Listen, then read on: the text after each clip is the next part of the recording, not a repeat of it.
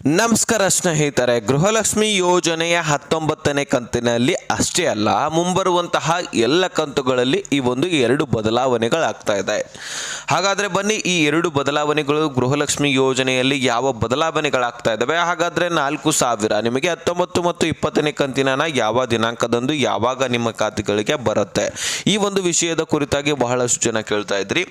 ಬಹಳ ಇಂಪಾರ್ಟೆಂಟ್ ಮಾಹಿತಿ ಆಗಿರುತ್ತೆ. ಗೃಹಲಕ್ಷ್ಮಿ ಯೋಜನೆಯಲ್ಲಿ ಒಂದಾದ್ಮೇಲೆ ಒಂದು ಬದಲಾವಣೆಗಳಾಗ್ತಾನೆ ಇರುತ್ತೆ. ಯಾಕಂದ್ರೆ ಇದು ಹಣ ಕೊಡುವಂತಹ ಸ್ಕೀಮು, ಅದರಲ್ಲಿ ಎಲಿಜಿಬಲ್ ಇದರ ಇಲ್ವಾ ಅನ್ನೋದನ್ನ ಬಹಳ ಸಾರಿ ಚೆಕ್ ಮಾಡ್ಕೊಳ್ಬೇಕಾಗತ್ತೆ ಮೇಲಿಂದ ಮೇಲಕ್ಕೆ.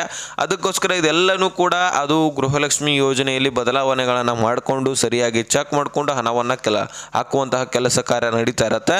ಸೊ ಎಲ್ಲನೂ ಕೂಡ ನಾವು ಒಂದೊಂದಾಗಿ ನೋಡೋಣ.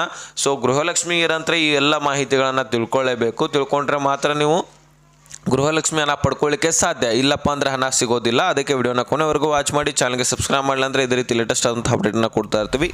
ಸಬ್ಸ್ಕ್ರೈಬ್ ಮಾಡ್ಕೊಳ್ಳಿ. ಈಗ ನಾವು ಡೈರೆಕ್ಟಾಗಿ ಟಾಪಿಕ್ಗೆ ಬಂದ್ಬಿಡೋಣ. ಗೃಹಲಕ್ಷ್ಮಿ ಯೋಜನೆಯಲ್ಲಿ 19ನೇ ಕಂತಿನ ನಿಮ್ಮ ಖಾತೆಗಳಿಗೆ ಯಾವಾಗ ಬರುತ್ತೆ, 20ನೇ ಕಂತಿನ ಯಾವಾಗ ಬರುತ್ತೆ.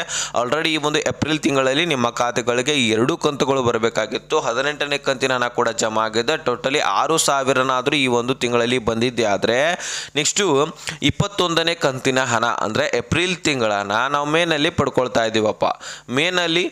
ಮೇ ತಿಂಗಳ ಹಣ ಮತ್ತು ಜೂನ್ ತಿಂಗಳನ್ನ ಜುಲೈನಲ್ಲಿ, ಈ ರೀತಿ ಒಂದು ತಿಂಗಳದ ಹಣ ಇನ್ನೊಂದು ತಿಂಗಳಲ್ಲಿ ಸರ್ಕಾರಿ ನೌಕರಸ್ಥರ ಪೇಮೆಂಟು ವೇತನ ಹೇಗೆ ಜಮಾ ಆಗ್ತಾ ಇತ್ತು ಆ ರೀತಿ ಜಮಾ ಮಾಡ್ಕೊಳ್ತಾ ಇದ್ವಿ ಅಂತ ನಾವು ಬಹಳಷ್ಟು ಮಹಿಳೆಯರು ಹೇಳ್ತಾ ಇದ್ರು. ಇದು ಸರಿಯಾಗಿತ್ತು. ಯಾಕಂದರೆ ಒಂದು ತಿಂಗಳದ ಹಣ ಇನ್ನೊಂದು ತಿಂಗಳಲ್ಲಿ ಜಮಾ ಮಾಡ್ತಾ ಹೋದರೆ ಯಾವುದೇ ತೊಂದರೆ ಇಲ್ಲದೆ ಸರಿಯಾಗಿ ಟೈಮ್ಗೆ ಸರಿಯಾಗಿ ಹಣ ಜಮಾ ಆಗ್ತಾ ಹೋಗುತ್ತೆ. ಇದರಿಂದ ಮಹಿಳೆಯರಿಗೆ ತುಂಬಾ ಹೆಲ್ಪ್ ಆಗುತ್ತೆ. ಈಗ ಯಾವಾಗ ಹಣ ಜಮಾ ಆಗುತ್ತೆ ಯಾವಾಗ ಬಿಡುತ್ತೆ ಗೊತ್ತಾಗ್ತಾನೆ ಇಲ್ಲ ಮಹಿಳೆಯರಿಗೆ.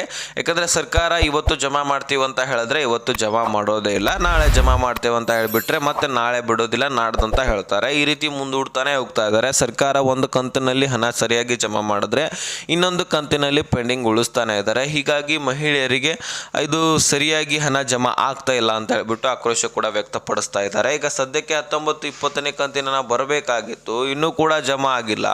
ಇನ್ನು ಏಪ್ರಿಲ್ ತಿಂಗಳದ ಹಣ ಕೂಡ ಮತ್ತೆ ಈಗ ಏಪ್ರಿಲ್ ಕೂಡ ಮುಕ್ತಾಯವಾಗ್ಲಿಕ್ಕೆ ಬಂತು. ಮೇನಲ್ಲಿ ಏಪ್ರಿಲ್ ತಿಂಗಳದು ಕೂಡ ಜಮಾ ಆಗಬೇಕು. ಟೋಟಲಿ 3 ತಿಂಗಳ ಹಣ ನಮ್ಮ ಖಾತೆಗಳಿಗೆ ಬರಬೇಕಲ್ವಾ ಅಂತ ಜನರು ಕೇಳ್ತಾ ಇದ್ದಾರೆ. ಹಾಗಾದರೆ ಇದಕ್ಕೆ ಸರ್ಕಾರ ಪ್ರತ್ಯುತ್ತರ ಏನು ಕೊಡ್ತಾ ಇದೆ ಅನ್ನುವಂಥದ್ದು ಹೇಳೋದಾದ್ರೆ, ಈಗಾಗಲೇ ತಾಂತ್ರಿಕ ದೋಷ, ಮಹಿಳಾ ಮತ್ತು ಮಕ್ಕಳ ಕಲ್ಯಾಣ ಇಲಾಖೆ ಇದೆ ಆದಂತಹ ಸಾಕಷ್ಟು ಕೆಲಸ ಕಾರ್ಯಗಳಿರ್ತವೆ. ಈ ಎಲ್ಲ ಮಾಹಿತಿಗಳನ್ನು ಹೇಳಿದ್ರು. ತಾಂತ್ರಿಕ ದೋಷ ಕೂಡ ಸರಿಪಡಿಸ್ಕೊಂಡಿದ್ದಾರೆ. ಈ ಒಂದು ಮಹಿಳಾ ಮತ್ತು ಮಕ್ಕಳ ಕಲ್ಯಾಣ ಇಲಾಖೆದೇ ಆದಂತಹ ಕೆಲಸ ಕಾರ್ಯ ಇರುತ್ತೆ. ಇದನ್ನೆಲ್ಲನೂ ಕೂಡ ಮಾಡಿಕೊಂಡು ನಿಮ್ಮ ಖಾತೆಗಳಿಗೆ ಹಣ ಜಮಾ ಮಾಡಲಿಕ್ಕೆ ಕೆಲಸ ಒಂದು ಟೈಮ್ ತಗೊಳುತ್ತೆ ಅನ್ನುವಂತಹ ಮಾಹಿತಿಯನ್ನು ಇಲ್ಲಿ ಕೊಟ್ಟಿದ್ದಾರೆ. ಇನ್ನು ಇಂಪಾರ್ಟೆಂಟ್ ಬದಲಾವಣೆಗಳು ಏನಪ್ಪ ಅಂತ ಹೇಳೋದಾದರೆ, ಇಲ್ಲಿ ಗುಡ್ ನ್ಯೂಸ್ ಅಂತಲೇ ಹೇಳ್ಬೋದು. ಇಲ್ಲಿ ಬ್ಯಾಡ್ ನ್ಯೂಸು ನಿಮಗೆ ಒಂದು ಶಾಕಿಂಗ್ ನ್ಯೂಸ್ ಅಂತ ಏನಿಲ್ಲ, ಇಲ್ಲಿ ಗುಡ್ ನ್ಯೂಸೇ ಇರ್ತಕ್ಕಂಥದ್ದು. ಏನಪ್ಪ ಅಂದರೆ, ಹಿಂದಿನ ದಿನಗಳಲ್ಲಿ ನೋಡ್ಕೊಳ್ಬೋದು ನೀವು, ಹಿಂದಿನ ಕಂತುಗಳಲ್ಲಿ ಇಲ್ಲಿ GST ಪೇಯರ್ಗೆ ಮತ್ತು ಇನ್ಕಮ್ ಟ್ಯಾಕ್ಸ್ ಪೇಯರ್ ಯಾವ ಮಾಡ್ತಾ ಇರ್ತಾರೆ ಅವು ಎಲ್ಲರಿಗೂ ಕೂಡ ಗೃಹಲಕ್ಷ್ಮಿ ಯೋಜನೆಯಿಂದ ಹೊರಗಿಡಲಾಗಿತ್ತು. ಅದರಲ್ಲಿ ಇನ್ಕಮ್ ಟ್ಯಾಕ್ಸ್ ಪೇಯರ್ ಮಾಡೋರಂತರೂ ಶ್ರೀಮಂತರು ಇರ್ತಾರೆ. ಓಕೆ, ಅದನ್ನು ಒಪ್ಕೊಂಡಿವಿ. ಅವರನ್ನು ತೆಗೆದಾಕುವಂತಹ ಕೆಲಸ ಕೂಡ ಮಾಡಿದ್ದಾರೆ. ಯಾರ್ದು ತಾಂತ್ರಿಕ ದೋಷದಿಂದ ಆಗಿದೆ ಆ ರೀತಿ ಅದನ್ನು ಸರಿಪಡಿಸ್ಕೊಳ್ಳಿಕ್ಕೆ ಸಾಕಷ್ಟು ವಿಡಿಯೋಗಳಲ್ಲಿ ಕೂಡ ನಿಮಗೆ ಸಲಹೆಯನ್ನು ನೀಡಿದ್ವಿ. ಅದನ್ನು ಮಾಡ್ಕೊಂಡಿದ್ದವರಿಗೆ ಓಕೆ, ಇಲ್ಲಪ್ಪ ಬೇಡ ನಮಗೆ ಅಂತ ಬಿಟ್ಟವರಿಗೆ ಹಣ ಜಮಾ ಆಗಿರೋದಿಲ್ಲ. ಓಕೆ, ಅದು ಕೂಡ. ಇನ್ನು GST ಪೇಯರ್ಗೆ ಇದು ಇಂಪಾರ್ಟೆಂಟ್, ಕೇಳಿ ಕರೆಕ್ಟಾಗಿ. ಬಹಳಷ್ಟು ಜನ GST ಕೂಡ ಪೇ ಮಾಡ್ತಾರೆ. ಅದರಲ್ಲಿ ಶ್ರೀಮಂತರಾಗಿರ್ಬೋದು ಅಥವಾ ಬಡವರು ಕೂಡ ಆಗಿರ್ಬೋದು. ಯಾಕಂದರೆ ಸಣ್ಣ ಪುಟ್ಟ ಕಿರಾಣಿ ಶಾಪ್ಗಳಾಗಿರಲಿ ಅಥವಾ ಚಪ್ಪಲಿ ಅಂಗಡಿಗಳಾಗಿರಲಿ ಅಥವಾ ಈ ರೀತಿ ಐಟಮ್ಸ್ಗಳನ್ನು ಮಾರಾಟ ಮಾಡೋರಾಗಿರಲಿ, ಈ ರೀತಿ ಕಿರಾಣಿ ಶಾಪ್ಗಳು, ಈ ರೀತಿ ಎಲ್ಲರೂ ಕೂಡ GST ಪೇಯರ್ ಕೂಡ ಮಾಡ್ತಾ ಇರ್ತಾರೆ. ಅಂಥವರನ್ನು ಕೂಡ ಗೃಹಲಕ್ಷ್ಮಿ ಯೋಜನೆಯಿಂದ ಹೊರಗಿಡಲಾಗಿತ್ತು. ಹಾಗಾಗಿ ಇಲ್ಲಿ BPL ಇರಲಿಲ್ಲಪ್ಪ ಅಂದರೂ APL ಇದ್ದರೂ ಸಹಿತ ನಿಮಗೆ ಗೃಹಲಕ್ಷ್ಮಿ ಸಿಗಬೇಕಲ್ವಾ. ಹಾಗಾಗಿ ಇಂತಹ ಒಂದು ಫಲಾನುಭವಿಗಳನ್ನು ವಾಪಸ್ಸಾಗಿ ಗೃಹಲಕ್ಷ್ಮಿ ಯೋಜನೆಯ ಹಣ ಸಿಗುವ ಹಾಗೆ ಮಾಡ್ತಾರೆ. GSTಯಲ್ಲಿ ಯಾರು ಶ್ರೀಮಂತರಿದ್ದೀರಿ, ಯಾರು ಶ್ರೀಮಂತರು ಪೇ ಮಾಡ್ತೀರಿ ಅವರಿಗಂತೂ ಗೃಹಲಕ್ಷ್ಮಿ ಹಣ ಸಿಗೋದಿಲ್ಲ. ಇನ್ನು GST ಪೇ ಮಾಡೋರಲ್ಲಿ ಬಡವರು ಇರ್ತಾರೆ ನೋಡಿ, ಅಂಥವರಿಗೆ ಗೃಹಲಕ್ಷ್ಮಿಗೆ ವಾಪಸ್ಸಾಗಿ ಕರ್ಕೊಂಡು ಮತ್ತೆ ಅವರಿಗೆ ಹಣ ಜಮಾ ಮಾಡುವಂತಹ ಕೆಲಸ ಸರ್ಕಾರ ಮಾಡ್ತಾ ಇದೆ. ಓಕೆನಾ. ಯಾರು GST ಪೇ ಮಾಡ್ತಾ ಇರ್ತೀರಿ ಬಡವರು, ಅವರಿಗೆ ಹಣ ವಾಪಸ್ಸಾಗಿ ಜಮಾ ಆಗುತ್ತೆ. ಆಲ್ರೆಡಿ ಈಗ ಜಮಾ ಆಗ್ತಾನೂ ಇದೆ. ಎಲಿಜಿಬಲ್ ನಿಮ್ಮನ್ನು ಅಷ್ಟೊಂದು ಏನು ತೆಗೆದುಹಾಕಿಲ್ಲ.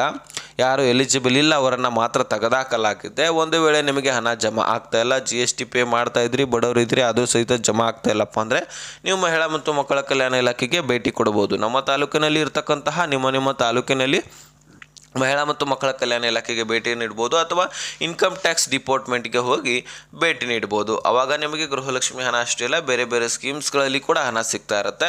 ಸೊ ನೋಡಿ, ಇದರ ಬಗ್ಗೆ ಸಂಪೂರ್ಣವಾದ ಮಾಹಿತಿ ತಿಳಿಸಿದ್ದೀನಿ. ಈ ಒಂದು 19ನೇ ಕಂತಿನ ಹಣ ಜಮಾ ಆಗಲಿಕ್ಕೆ ಪ್ರಾರಂಭವಾಗಲಿದೆ. ಸೊ ಇದರ ಬಗ್ಗೆ ಅಂತೂ ನಾನು ಎಷ್ಟು ಲೇಟೆಸ್ಟು ಸಿಕ್ಕಿತ್ತು ಮಾಹಿತಿ ತಿಳಿಸಿದ್ದೀನಿ. ಅರ್ಥ ಆಗಿದ್ರೆ ನೆಕ್ಸ್ಟ್ ಮಾಹಿತಿ ಸಿಗೋಣ. ಅಲ್ಲಿ ತನಕ ಬಾಯ್ ಬಿಡಿ ಫ್ರೆಂಡ್ಸ್.